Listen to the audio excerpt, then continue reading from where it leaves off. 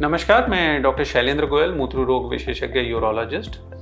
Varicocele की diagnosis कैसे की जाती है? हमारे पास जब पेशेंट्स आता है तो उसकी कॉमन समस्या होती है, तो टेस्टिस अनइक्वल होते हैं कि कुछ बड़ा छोटा टेस्टिस है या टेस्टिस में डिस्कम्फर्ट है या बच्चे पैदा नहीं हो रहे हैं, इनफर्टिलिटी है या स्पर्म काउंट पे जब गायनेकोलॉजिस्ट के पास वो अपनी वाइफ को लेके जाते हैं कि बच्चे नहीं हो रहे हैं तो स्पर्म टेस्ट कराया जाता है तो स्पर्म में काउंट कम आता है, वीकनेस आती है।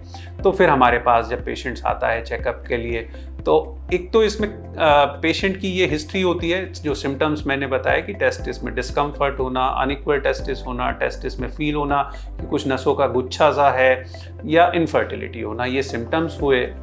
लेकिन जब हमारे पास पेशेंट आता है तो इसका हम क्लिनिकल एग्जामिनेशन करते हैं। तो पहले तो हम लाइंग डाउन में पेशेंट को लिटा के चेक करते हैं, टेस्टिस का देखते हैं कि साइज़ में इक्वालिटी और इनइक्वालिटी तो नहीं है, उसके ऊपर की कॉर्ड्स को चेक करते हैं कि उसमें नसों में सूजन तो नहीं है। फिर हम लिटाने के बाद फिर हम पेशेंट को खड़े होकर टेस्ट करते हैं कि और उनको वाल्सल्वा, जब सांस रोक के जब वो लैट्रिन के लिए जोर लगाते हैं तब उस समय देखते हैं कि नसों में सूजन तो नहीं आ रही है। तो ये तो क्लिनिकल एग्जामिनेशन हुआ। कन्फर्मेशन के लिए हम अल्ट्रासाउंड डॉपलर टेस्ट कराते हैं, वो भी ऐसी लेट के और खड़े होके। बहुत सारे लोग आते हैं कि केवल लेट के अल्ट्रासाउंड हुआ है, तो वो सफाइस नहीं है, उसमें लेट के और खड़े होके दोनों में, और वाल्सल्वा मतलब एक लैट्रिन का जोर लगा के, लंबी सांस खींच के सांस की जोर लगा के तब चेकअप किया जाता है।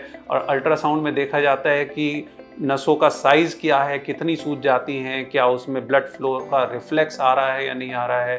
टेस्टिस के साइज़ में तो डिफरेंस नहीं पड़ रहा है, क्योंकि लॉन्ग टर्म जब वेरिकोसील होता है, टेस्टिस को प्रॉपर न्यूट्रिशन नहीं मिलता है तो टेस्टिस भी श्रिंक हो जाते हैं, छोटे हो जाते हैं। तो ये सब चीज़ें उसमें चेकअप कराई जाती हैं। सीमन टेस्ट कराया जाता है ये देखने के लिए कि वेरिकोसील की वजह से स्पर्म पे कितना फ़र्क पड़ रहा है।